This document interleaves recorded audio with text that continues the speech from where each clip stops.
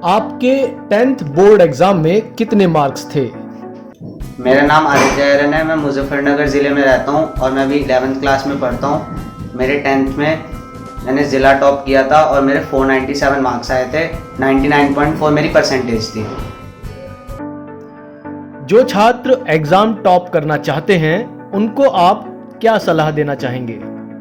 मैं सिर्फ उन्हें यही कहना चाहूँगा कि एक तो वो रेगुलर पढ़ते हैं, मतलब ये नहीं कि अगर बीच में कुछ फेस्टिवल आ गया है तो आपने बिल्कुल पढ़ाई छोड़ दिया। आप कम कर सकते हैं उसे थोड़ा, लेकिन बिल्कुल छोड़िए मत। और एनसीईआरटी की तरफ मेन फोकस रखिए। बहुत ज़्यादा एक्स्ट्रा बुक्स में मत जाइए। सिर्फ एक या फिर 2 बुक्स रखिए मैक्सिमम और उन्हें बार बार प्रैक्टिस कीजिए। और मैं उन्हें कहना चाहूँगा कि just study for your parents. ये सोच के आप पढ़िए कि उन्हें आपके लिए इतना सपोर्ट किया है, वो इतना पढ़ा रहे हैं आपको, बस आप उन्हीं के लिए पढ़िए। आपको मोटिवेशन अपने आप मिलता रहेगा। जो स्टूडेंट्स अब टॉपर लिस्ट में आना चाहते हैं उन्हें मैं यही एडवाइस देना चाहूँगा कि आप, अगर आपको लगता है कि आप टॉपर्स लिस्ट में आ सकते हैं तो आप बिल्कुल उसको सोचिए। आप उसे एक टारगेट बनाइए कि मुझे अपने लिए, मतलब पहले तो आप टारगेट बनाइए कि आपको अपने स्कूल में फर्स्ट रहना है। अगर आप स्कूल में नहीं फर्स्ट रह पाओगे तो आप टॉपर्स लिस्ट में नहीं आ पाओगे। आप स्कूल में फर्स्ट रहने की कोशिश करिए कि मुझे स्कूल में टॉप पे रहना है, और उसके लिए आप अच्छे से पढ़िए। आपका सक्सेस मंत्र क्या है? मैं ये कहना चाहूँगा कि एक तो आपको रोज़ सारे सब्जेक्ट्स पढ़ने चाहिए। मतलब ये नहीं होना चाहिए कि आप एक ही दिन में सिर्फ पूरा एक ही दिन एक ही सब्जेक्ट पढ़ते जा रहे हैं। रोज़ सारे सब्जेक्ट्स थोड़े पढ़िए और टाइम बना लीजिए कि मुझे इतने टाइम पीरियड के बाद इतना जितना मैंने करा है वो पूरा रिवाइज़ करना है अच्छे से। और क्रैमिंग मत कीजिए बिल्कुल भी, सारी चीज़ें समझ के करिए अच्छे से। जब मैं 15-16 घंटे पढ़ रहा था तो मेरी मदर ने मेरी बहुत ज़्यादा हेल्प करी। वो मतलब मेरे खाने का बिल्कुल प्रॉपर ध्यान रखते थे। बिल्कुल बाहर का नहीं खाता था मैं, बिल्कुल एग्ज़ाम टाइम में। और आपको फ्रूट्स, मतलब मुझे मेरी मदर प्रॉपरली प्रोवाइड करते थे टाइम टू टाइम। मेरा लंच, ब्रेकफास्ट, डिनर बिल्कुल टाइम पे होता था, जो मुझे हेल्प करता था ज़्यादा पढ़ने में। और मतलब वो जितना श्योर हो सके वो कम से कम करते थे सारे फैमिली मेम्बर्स। 9th पास करने के बाद और 10th बोर्ड के एग्जाम शुरू होने तक की आपकी जर्नी कैसी रही?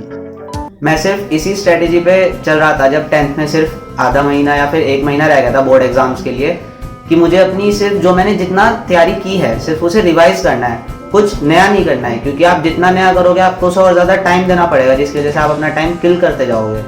आपने जितना करा है आप सिर्फ उतना रखिए और उसे बार बार अच्छे से रिवाइज कीजिए। 9th पास होते हैं तो फिर शुरू में ऐसा लगता है कि हमें मतलब बहुत ज़्यादा पढ़ना पड़ेगा, बहुत वाइड कोर्स है और बहुत ज़्यादा मेन होता है, लेकिन ऐसा कुछ भी नहीं होता है। अगर आप थोड़ा टाइम देंगे 10th को और फिर समझेंगे तो जस्ट वैसे ही होता है। बस 10th के रिजल्ट की एक अलग इम्पॉर्टेंस है। तो हाँ, मैंने समर वेकेशन में मेहनत की थी। मैंने अपनी मैथ्स और साइंस करी थी समर वेकेशन में, जो मैं अच्छे से प्रिपेयर कर सकता था, जिससे मुझे बाद में थोड़ा बेनिफिट हो उसका। और ऐसा कुछ नहीं होता है कि आपको घर में कैद रहना है या फिर आपको बिल्कुल कुछ नहीं करना है। मैं खेलता भी था, मैं रोज़ खेलता था।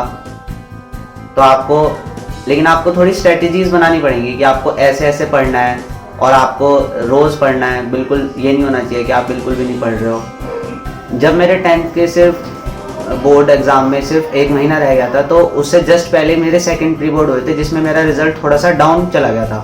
तो तब मेरे सिर्फ 92 परसेंटेज आए थे। तो तब मुझे लग रहा था कि मैंने कहीं पे मतलब मिस्टेक करी है या फिर मुझे थोड़ा और इम्प्रूव करना चाहिए। तो मैंने उसे एज अ मोटिवेशन लिया था कि अब मुझे और ज़्यादा मेहनत करनी है। और अब ऐसा हो रहा है कि मतलब मेरी प्रैक्टिस जो हो रही है वो कम हो रही है। तो उस सेकंड प्री बोर्ड के रिजल्ट से मुझे और मोटिवेशन मिला था, जिसकी वजह से मेरा 10th का जो रिजल्ट है वो बहुत ज़्यादा अच्छा हुआ है। हर एक चीज़ अच्छे से पढ़नी है जो भी एनसीईआरटी में गिवन है, और जितना आप एक्स्ट्रा पढ़ सकते हैं उसे पढ़िए। लेकिन जब सिर्फ 1 महीना रह जाएगा या फिर आधा महीना रह जाएगा तो आप सिर्फ एनसीईआरटी पे फोकस कीजिए सारे सब्जेक्ट्स में। जब 10th क्लास सिर्फ शुरू हुई थी तब मैं दिन में मतलब 8 to 10 आवर्स की स्टडी करता था। फिर धीरे धीरे मैंने अपनी स्टडी को बढ़ाया और मैं उसे 12 to 13 आवर्स पर लेके गया। लेकिन जब पेपर बिल्कुल बोर्ड के आने वाले थे तो स्टडी मतलब 14 to 15 आवर्स भी हो जाती थी। लेकिन जब सिर्फ एक दिन रह जाता था तो मैं उसे दोबारा से 10 आवर्स कर देता था और उस दिन अच्छे से रेस्ट लेता था एग्जाम से पहले। बोर्ड एग्जाम से एक दिन पहले पढ़ाई की आपकी क्या रणनीति होती थी? जब एग्जाम में सिर्फ एक दिन रह जाता है तो आप मतलब मल्टीपल थॉट्स आते हैं दिमाग में कि कल एग्जाम कैसा होगा, वहाँ पे हम कैसे करेंगे, क्या हमारा पेपर कंप्लीट हो पाएगा। लेकिन ये सिर्फ फर्स्ट एग्जाम तक ही रहा मेरे साथ। जब फर्स्ट एग्जाम दे दिया तो पता चला बिल्कुल जैसे हम अपने 9th के एग्जाम्स देते हैं, 10th मिड देते हैं या प्री बोर्ड देते हैं, बिल्कुल वैसा ही होता है। जस्ट एक हमें ऐसा लगता है क्योंकि हमें बताया जाता है कि बोर्ड है, तो तब लगा था फर्स्ट एग्जाम में। लेकिन जब फर्स्ट एग्जाम दे दिया तो सब नॉर्मल हो गया फिर। और आपको ये चीज़ ध्यान रखनी है एग्जाम से एक दिन पहले कि आपको रेस्ट अच्छे से लेना है। जब हमारे प्री बोर्ड होते हैं या फिर हमारे होते हैं तो हमें लगता है कि हमें रात को भी पढ़ना चाहिए, हमें पूरी रात पढ़ना चाहिए और जिससे हम एक्स्ट्रा टाइम निकाल सकें। लेकिन उससे होता क्या है कि आप इतने मतलब थकान हो जाती है इतनी आपको कि आप पेपर लिख ही नहीं पाओगे, आप सोच ही नहीं पाओगे अच्छे से। लेकिन अगर आप रेस्ट ले लोगे तो आपने जो पढ़ा है वो आपको अच्छे से याद रहेगा, जो कि आपको अच्छे से स्कोर करने में मदद करेगा। तो आपको एग्जाम से जो पहले वाला दिन होता है उसमें अच्छे से रेस्ट लेना चाहिए। क्या आपने सोचा था कि आप टॉपर्स लिस्ट में शामिल होंगे? हाँ, मुझे मतलब 10th जब मैं कर रहा था तो मुझे पर्दे पर्दे लगने लगा था कि मैं मतलब अच्छा स्कोर कर सकता हूँ। क्योंकि हमारे स्कूल से पहले भी काफ़ी साल में 10th और 12th दोनों क्लासेस में बहुत अच्छे रिजल्ट आए हैं। First position, second, third, fourth सारी पोजीशन आई हैं। तो मुझे उनसे भी इंस्पिरेशन मिलती थी कि I have to do that much. तो हाँ, मुझे लगता था। आपके पेरेंट्स की आपके बोर्ड एग्जाम को लेकर क्या अप्रोच थी? नहीं, मेरे पेरेंट्स ने मतलब मुझे बिल्कुल भी नहीं कहा कि तू पढ़ और पढ़ता रहे, बल्कि वो मतलब मेरे पेरेंट्स मुझे यही कहते थे कि रेस्ट कर ले थोड़ा। और मेरे पेरेंट्स कभी मुझे फोर्स नहीं करते थे पढ़ने के लिए। एग्जाम की टेंशन और स्ट्रेस को दूर करने के लिए आप क्या करते थे? स्पोर्ट्स भी एक बहुत ज़रूरी है। मतलब अगर आप पढ़ाई में अच्छे हैं तो आपको स्पोर्ट्स भी आना चाहिए। मतलब आप स्पोर्ट्स नहीं करेंगे तो आपकी बॉडी सपोर्ट ही नहीं करेगी आपको ज़्यादा आवर्स पढ़ने के लिए। पिछले 1 साल में आपका डेली रूटीन क्या रहा है? डेली रूटीन मेरा यही रहता था कि मैं पहले मतलब जब सुबह उठता था तो फिर मैं मतलब उठ के थोड़ा भगवान जी को थैंक यू कहता था कि उन्होंने मुझे इतनी अच्छी फैमिली दी है, इतने अच्छे सपोर्टिंग पेरेंट्स दिए हैं। उसके बाद मैं थोड़ा फ्रेशन अप होता था, उसका मैं मंदिर ज़रूर जाता था रोज़ भगवान जी को थैंक यू कहने के लिए और मतलब अपनी फैमिली और अपने ब्रदर और अपने लिए प्रे करने के लिए कि हम जो भी चीज़ में पढ़ना चाहते हैं, जाना चाहते हैं, उसमें हमें मदद मिले।